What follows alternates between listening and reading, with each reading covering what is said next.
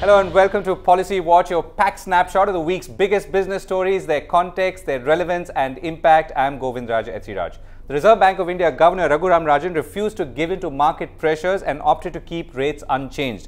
Mr. Rajan asserted that the Reserve Bank would not change its stance till inflation is fully tamed. But he strongly indicated that rate cuts could be in the offing in early 2015. Here's a report. Home loan EMIs are unlikely to fall anytime soon. The RBI retained interest rates in its monetary policy for the fifth time in a row. The repo rate at which RBI lends to banks remained at 8%.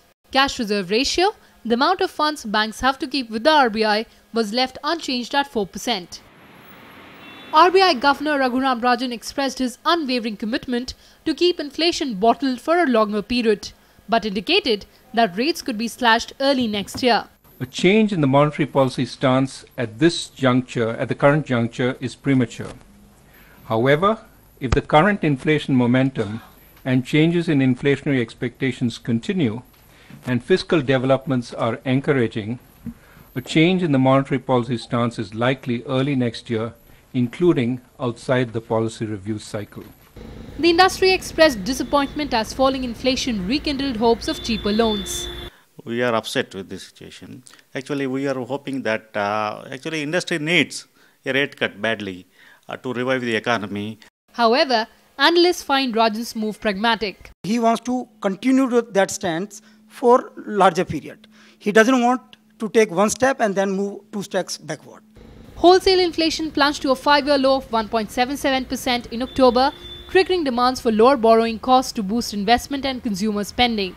The next monetary policy is slated for 3rd February 2015, but the RBI governor didn't rule out a rate revision outside the policy calendar, depending on future price movements. Kriti Mishra, Rajya Sabha TV. Well, joining me now to discuss this is DK Joshi, Director and Chief Economist at Crisil, and V. Vaidyanathan, Chairman and Managing Director of Capital First. Gentlemen, thank you very much for being with you. Mr. Joshi, let me begin with you. Does it make a difference? Well, I think it would have boosted the sentiment, but I think central bank is a gatekeeper for inflation, and I think that is their main concern. And though inflation has come down much faster than expected, and this is visible in the tone of the central bank policy. So you're saying the sentiment impact would have been greater than perhaps the real impact in terms of what people could have benefited? Yeah, I think, and it's better to wait for a few more months and be sure that inflation is actually stabilized at a lower level, and before you actually start cutting rates, and you don't want to flip-flop. I mean, that's the term he used. So if you want to...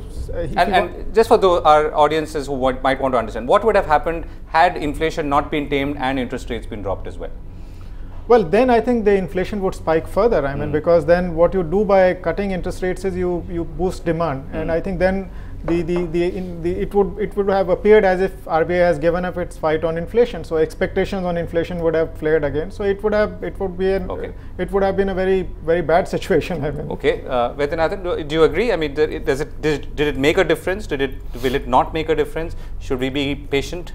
Well, the fact that RBI is thinking so hard and long about this, despite the amount of pressure on them over the last so much time, means that they clearly want to, when it starts coming down, they want it to be a one-way street, and they don't want a yo-yo. That gives a huge amount of comfort to the whole system, in my opinion. Secondly, whether interest rates have been tweaked yesterday or not, in a real sense, in the markets, interest rates have already started coming down. The base rates haven't come down, but you see the rates of borrowing of CDs and NCDs and all that stuff. We'll talk about it. That started coming down already, and I can see the impact as borrowers already in the marketplace. Okay, but are you, as a lender, I mean, how are you seeing it? I mean, you're also sitting on a very large capital. You're a bank, I mean, for some purposes, if not many practical purposes. Yeah, for practical purposes, as far as lending is concerned. Yes, of course, like I said, earlier, say about a year ago, 6 months ago, if the NCDs were going at, say, 10%, today is going at 9.15, 9.20. So there is a 50 to 75 basis points reduction in interest rates already. Commercial paper is going at 50 to 75 basis points cheaper than or lesser than what it happened say about 6 months ago. So therefore, rates have already started coming down. Now, of course, the fact that RBI cuts repo or reverse repo, that is a big signal, and that everybody is waiting for. Practically, it's already happening. Okay. Mr. Joshi, can I come back to you? Growth is the main reason why, I mean, or the spurring of growth or kicking growth to another level is the main reason why industry is concerned about this. Individual borrowers, whether it's home, personal loans, they too are concerned because finally they are paying back at very high interest rates.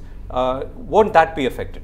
Well, I think if you look at the stress in the system, particularly the highly leveraged firms, I think it's not so much due to interest rates. I think the root cause is somewhere else. I mean, what happens is even if the central bank cuts the interest rate, and this point was made by Raghuram Rajan also, then if the risk in a sector is very high, then the interest rate for them won't come down. I mean, the risk premium will remain high. So you basically first need to de-risk those segments. Then I think the interest rate cuts will be passed on to those sectors. So I think there's some cleaning up that needs to happen in the infrastructure space, and from the policy side you need to de-risk it, and then I think you will see the impact of lower interest rates percolating into those segments. So the root cause of the stress there is not interest rates, though interest rate reduction will obviously help. I mean, from any level you cut interest rates, it's going to be good for the firms because the cost of servicing debt will go down. But interest rates was not the root cause of their problem, and that's so it is not going to be the key solution to their problem. And you said they've thought long and hard, or seem to have thought it long and hard, right? What's the signaling that you're seeing here beyond the obvious?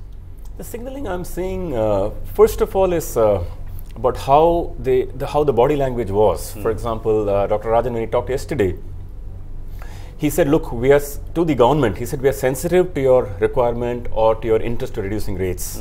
We are looking hard after it, we're looking at it seriously, but we're waiting for things to really play itself out, inflation to come down on a predictable way, on a stable way, so that growth is sustainable and not jerky. I think this is the signal. Unlike this, if you say a year ago, the body language always was that, look, you know, I can fix only to an extent, you have to fix the fisc. If you fix the fix, then I will come and fix the monetary. It was very, in a way, adversarial. I think it's a lot more conjointed behavior these days. Okay, do you agree? Yeah, I think the communication was excellent, and it was actually, he was giving clear guidance to what is likely to happen, and also laying out all the risks, associated risks. Also, that I mean, as communication is part of it. So RBI is really saying that we are looking at the data, and the data doesn't seem to be moving as yet for us to act the way you're asking us to act. If that is the case, why is the other side not reading the same data? Well, I think sometimes there is lobby also, and I think same data you can reach different conclusions. I'll just like to say what Bernanke had said in one of his speeches before he became the central bank governor. He said that if the job of a central bank was like driving a car, and the car would be one which had a foggy windshield, unreliable speedometer, and it would react unpredictably and with a lag to the actions of the driver. So that means essentially what he was saying is there's so much informational constraints. You don't know the speed of the economy, you don't know the trajectory of inflation, and then you are trying to forecast it going ahead. It's all a very tough. So I think some caution there is warranted, I think, in such a scenario, particularly when you've gone wrong several times in the last couple of years. Inflation has stayed above your comfort band. So if it is coming down, and then you want to be reassured that it's actually come down. Okay. And there is a informational gap. I thought the Mint carried it out beautifully. The headline said, RBI doesn't play ball, the government does. I thought that summed it up in a very big way, because RBI held its line but said, look, I'm looking at it rather seriously. But the government, on the other hand, instead of reducing fuel prices, petrol, diesel in line with the markets, they actually increased the excise and took it back to the exchequer and is actually fixing the fisc.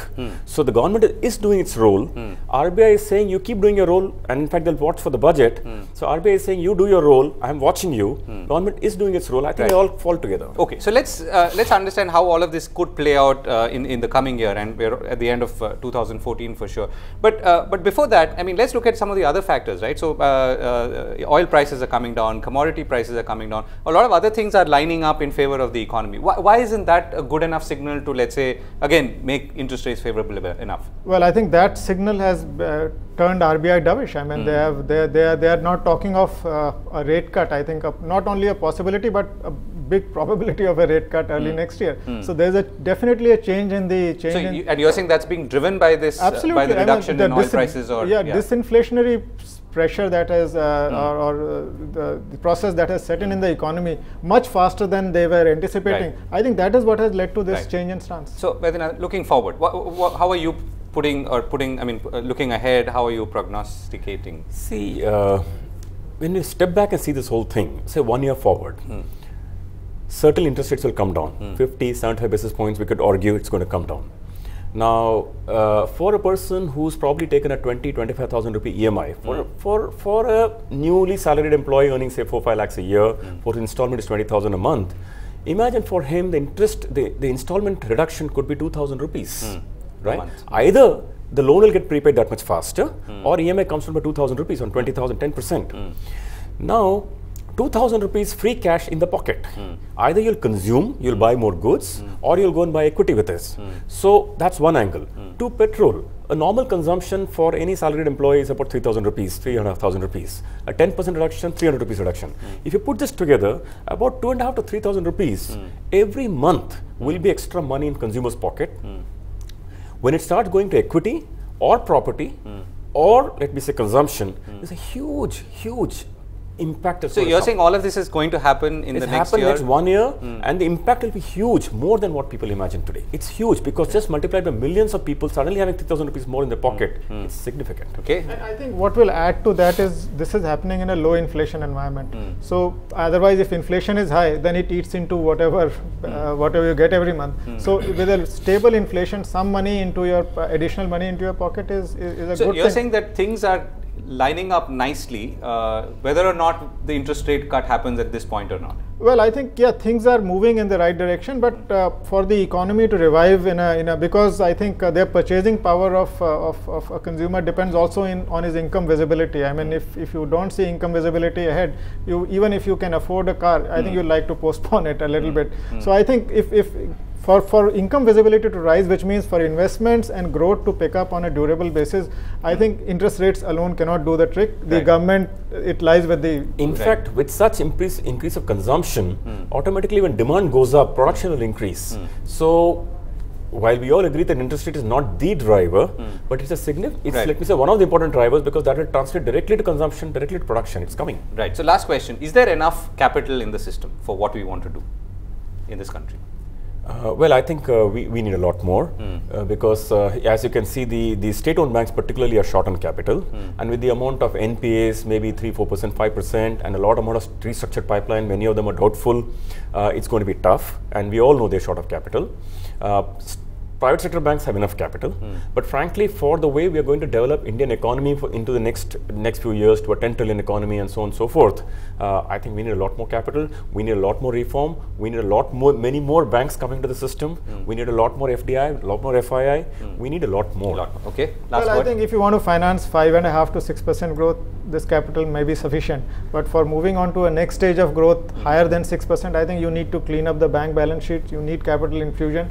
Otherwise, the financial sector cannot lubricate the economy. And you need bigger banks, not by consolidation. Many people think that's problem going to go away with consolidation. Consolidation is not the solution. It's making the existing small banks bigger and inducting more banks as a solution, not consolidation. So what I'm concluding is that interest rates are important, but they are secondary in some ways to all these other larger challenges of pumping capital into the system. But interest rates will make a difference. Interest rates will make a difference. Thank you so much. We take a break here, but we'll come back on the other side of Policy Watch and talk about labour reforms. Stay with us.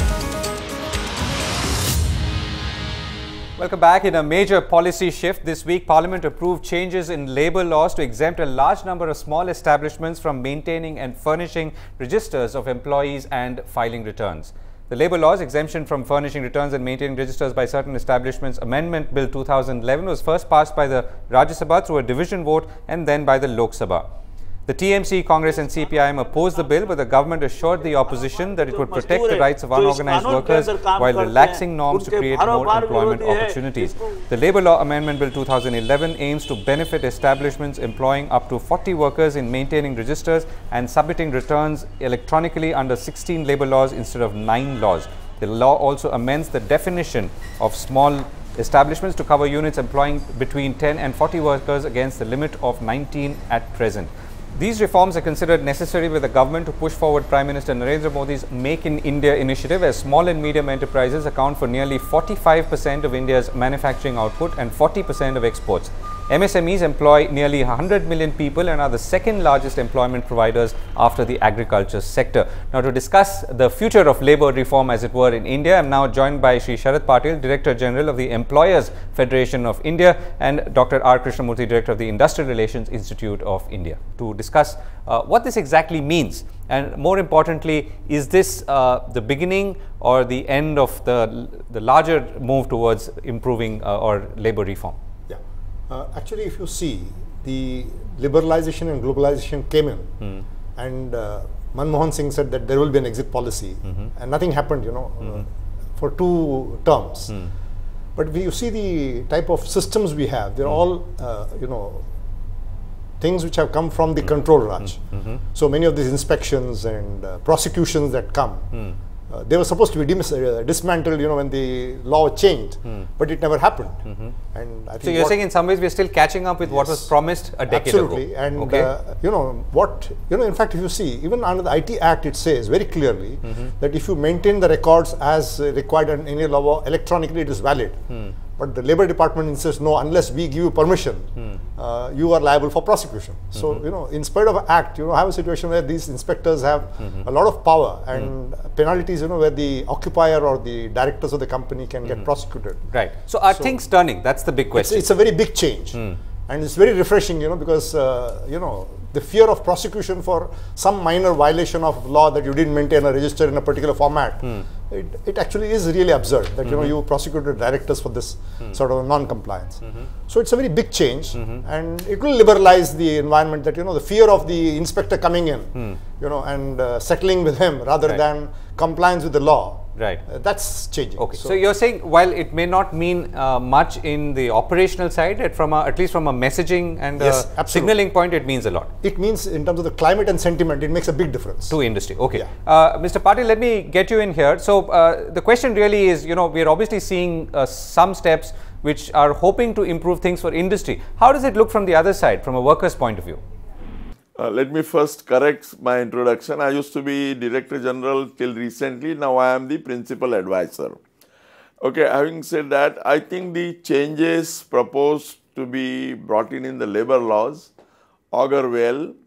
They have, it involves catching up, but it's in accordance with the sentiment of making India more competitive, along with fair and inclusive workplace, which is what we are campaigning for as an employers organization.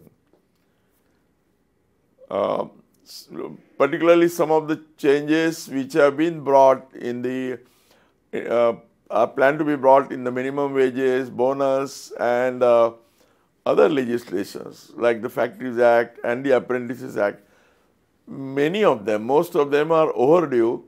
And some of the major ones were recommended by the National Commission on Labour way back, and for whatever reasons, no action was taken. I am not blaming any particular party for this, but I think it augurs very well for the country at this stage to have brought about changes in those laws. I think basically the employers and the workers and their leaders, we are all interested in the country's growth and progress. Only if the industry progresses, the jobs become more secure and the wages and service conditions can only improve then. In a globalized world, this is as good as a survival need. And I think it's high time we did this. So that's what I would like to say briefly. Right. Okay. Mr. Krishnamurthy, so, there is, this is just the beginning. As you said, this was, a lot of this is really signaling, which was, of course, much awaited and something that industry had been looking forward to. How does this get really operationalized in a manner that really convinces industry to, whether it's small or big, to actually put, the big bucks? Labour is subject on the concurrent list. So you need both central as well as state government laws. So, for example, you will have some laws. For example, in Maharashtra, there's something called as the Maharashtra Recognition of Trade Union and Prevention of Unfair Labour Practice Act, which is seen as a draconian act by the employers, which is seen as a very favourable act by the employees. So you have legislations so in you have states, almost 250 rules, roughly? Yes, quite a lot. Yeah. So you have a lot of difficulty in terms of, sometimes, center may come in with the law, but if the state is not, in tune with that, you have a problem. So question here is that, change in central law helps a lot. Okay, and I think some of the states like Rajasthan and for example, Andhra Pradesh, Chandrababu Naidu, they have taken an initiative, to bring about a change in the law in terms of the philosophy itself. Right. So for example, you look at the Contract Labour Act in Andhra Pradesh, one of the finest piece of legislation that you can really talk about. But you look at some of the other states, for example, Gujarat, you talk about Gujarat, it's a state, with almost similar labor laws that were there, in India. But in terms of implementation was different. So there was a basic philosophy which, encouraged employers. So you're saying it was good, it was favorable to industry. Yes, favorable to the employers. Okay. So Rajasthan, for instance, is saying that, the up to 300 workers you can have the ability to retrench without any interference from the government. Is that going to work? It's a big change, because you're really freeing the small and medium scale industries, from the shackles of restrictive legislation. So that brings about a big change.